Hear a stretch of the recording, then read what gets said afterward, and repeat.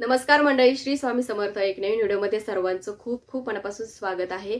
तर आज आहे गुरुपौर्णिमा. तर आय होप तुम्ही स्वामींना गुरु केलं असेल, स्वामींचं गुरुपद तुम्ही घेतलं असेल. नसेल घेतलं तर अजून पण वेळ गेलेली नाहीये. तुम्ही अजून पण स्वामींना आपलं गुरु करू शकता, गुरुपद घेऊ शकता.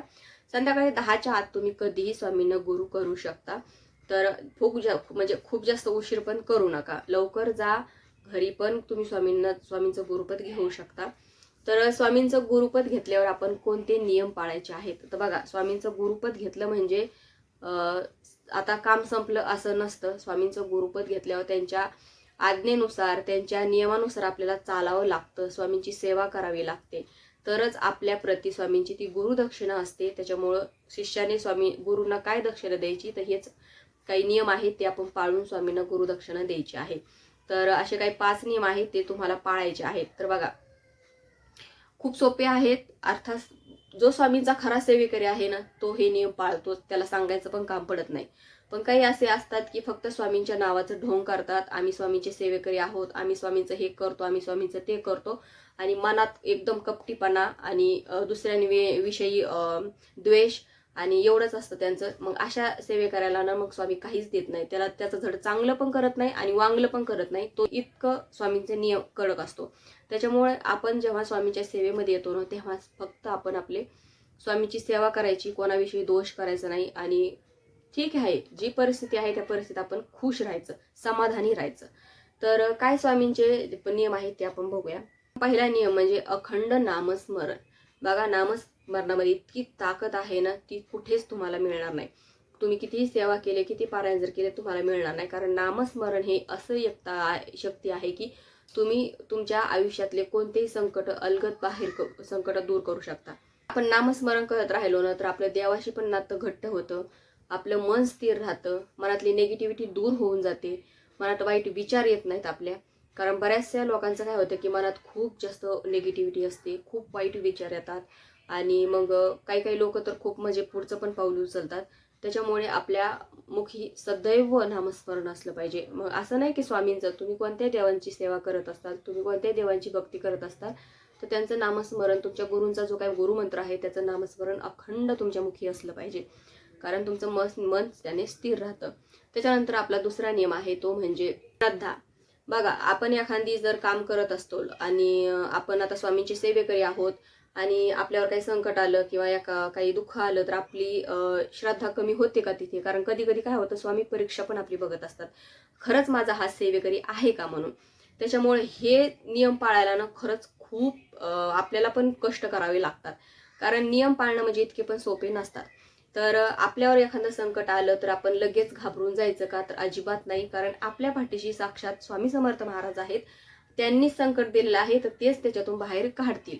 अशा विचारानं, ठीक आहे स्वामी तुम्ही दिलं ना, तर मी त्याला सामोरे जायला तयार आहे, फक्त मला तुम्ही वाट दाखवा, रस्ता दाखवा तुम्ही मला. तर असं जर तुम्ही फक्त स्वामींना जर म्हटले ना, तर स्वामी लगेच आपल्याकडे बघून हसतात. कारण स्वामींना माहित आहे की हा म्हणजे याला कळालं, असं स्वामींना वाटतं. त्याच्यामुळे कोणतंही संकट आलं, कोणतंही दुःख आलं की लगेच घाबरायचं नाहीये, आणि आपली भक्ती, आपली श्रद्धा कमी करायची नाहीये. आपली जितकी श्रद्धा पहिली होती तितकीच आपली कायमस्वरूपी राहिलीच पाहिजे. श्रद्धा कमी होऊ द्यायची नाहीये.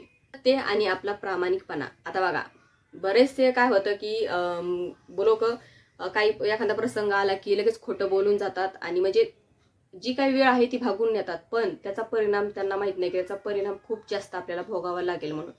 त्याच्यामुळं कोणती परिस्थिती येऊ, कशी येऊ, आपण आपलं खरंच बोलायचं, खऱ्याच रस्त्यावर चालायचं. की कोणी किती काही जरी आपल्याला कान भरून दिले तरी नाही म्हणायचं. कारण जी चुकीची गोष्ट असते ना, ती चुकीचीच असते. आपल्याला सध्या पुरतं चांगलं वाटतं, आपल्याला म्हणजे बरं वाटतं की ठीक आहे, म्हणजे वेळ भागून गेल्यावर आपल्याला वाटतं ठीक आहे, सगळं व्यवस्थित झालं बापा. पण नाही, कारण तुम्ही जर खोटं बोलला तर त्याचा परिणाम तुम्हाला खूप जास्त पटीनं भोगावा लागतो. त्याच्यामुळे कोणती परिस्थिती येऊ, कशी येऊ, तुम्ही तुमचा प्रामाणिकपणा, सत्यपणा अजिबात सोडायचा नाहीये. कारण तो स्वामींना सगळ्यात जास्त आवडतो. आपला प्रामाणिकपणाच म्हणजे ही स्वामींची खरी भक्ती आहे. त्याच्यामुळे आपला प्रामाणिकपणा आणि खरं बोलणं हे कधीच सोडायचं नाहीये. त्याच्यानंतर आपला चौथा नियम म्हणजे अन्नदान, म्हणजे दान धर्म. अन्नदानच नाही, त्याच्यामध्ये वस्त्र पण आलं, त्याच्यामध्ये भरपूर काही गोष्टी येतात. दान म्हणजे जे काही तुम्हाला करता येईल दान यथाशक्ती. असं नाही की बघा स्वामी नेहमी सांगतात आपला हात कधी असा नसू नये, आपला हात कधी पण असा असावा, देणारा असावा, घेणारा नसू नये. कितीकच सेवा तुम्ही करा, पण एखाद्या वेळेस एखाद्या गरजू व्यक्तीला जर तुम्ही दान काही जरी केलं आणि त्याच्या मनाला समाधान, त्याच्या चेहऱ्यावर हसू आलं, तर ते त्याच्यापेक्षा मोठं पुण्य कोणतंच नाहीये. मग तुम्हाला सेवा करूनही ते भेटणार नाहीये. त्याच्यामुळं दान करा. मग तुम्ही कपडे दान करू शकता, तुम्ही अन्नदान करू शकता, एखाद्या गरजू व्यक्तीला ज्या गोष्टीची गरज आहे ते तुम्ही दान करू शकता. कारण आपल्या भारतीय संस्कृतीमध्ये सुद्धा दानाला खूप महत्व आहे. कारण दान धर्म जर केला ना तर आपल्यातला अहंकार कमी होतो. म्हणजे समोरच्याची परिस्थिती बघून आपल्याला वाटतं की नाही गड्या, याची परिस्थिती इतकी वाईट आहे तर आपण मग कितीकच चांगले आहोत. म्हणजे आपल्या परिस्थितीवर मग आपण समाधानी राहतो, आपल्यातला अहंकार कमी होतो आणि मग आपल्याला कोणत्याही गोष्टीची अशी जास्त हाव लागत नाही. त्याच्यामुळे दान करा, तुम्ही जितकं होईल तितकं तुम्ही दान करा. जर तुम्ही 10 रुपये कमवत असताल तर तुम्ही त्यातला 1 रुपया तुम्ही दान हा केलाच पाहिजे. महिन्याची तुमची जी काही सॅलरी येते त्यातला थोडासा भाग तुम्ही दान करण्यासाठी काढून ठेवायचा, म्हणजे तुमच्यावर कोणतेही संकट दुःख येत नाही. आणि त्याच्यानंतर 6वा नियम म्हणजे आपला अहंकार. बघा, अहंकार आपला सोडून द्यायचा. त्याच्यानंतर अहंकार आणि सर्वांशी प्रेमाने बोलायचं.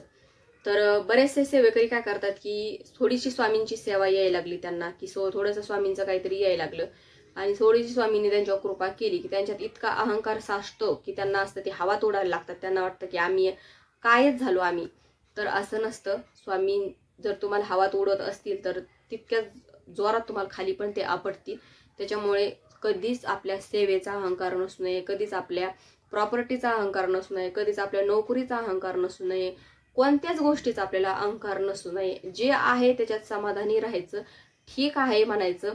आणि असं म्हणजे आपण म्हणतो ना की काहीच आपल्याला नसू नये. असं एखादं किती आपले काय काय श्रीमंत लोक आहेत पण त्या लोकांना कोणत्याच गोष्टीचा अहंकार नसतो की आमच्याकडे एवढं आहे तेवढं आहे म्हणून जे जस्ट म्हणजे रिॲक्ट काहीच करत नाहीत ते लोक. असं माणसांनी सर्वसाधारण राहावं. कारण अहंकार जर आपण केला नाही तर आपल्यातला द्वेष कमी होतो, आपल्यातली नम्रता वाढते. त्याच्यानंतर त्यामुळं कधीही कोणत्याही गोष्टीचा अहंकार माणसाला नसू नये. जर हे 5 नियम जर तुम्ही पाळून जर वागला तर नक्की स्वामींची तुमच्यावर अखंड कृपा प्राप्त होईल आणि सदैव स्वामी तुमच्या पाठीशी उभं राहतील. तर आय होप तुम्हाला समजलं असेल. तर आजच्या व्हिडिओमध्ये इतकंच. व्हिडिओ आवडल्यास व्हिडिओ लाईक करा, शेअर करा, चॅनलला सबस्क्राईब करायला विसरू नका. झालेली सेवा श्री स्वामी समर्थ महाराजांच्या चरणी, परमपूज्य गुरु माऊलींच्या चरणी रुजू करते. श्री स्वामी समर्थ.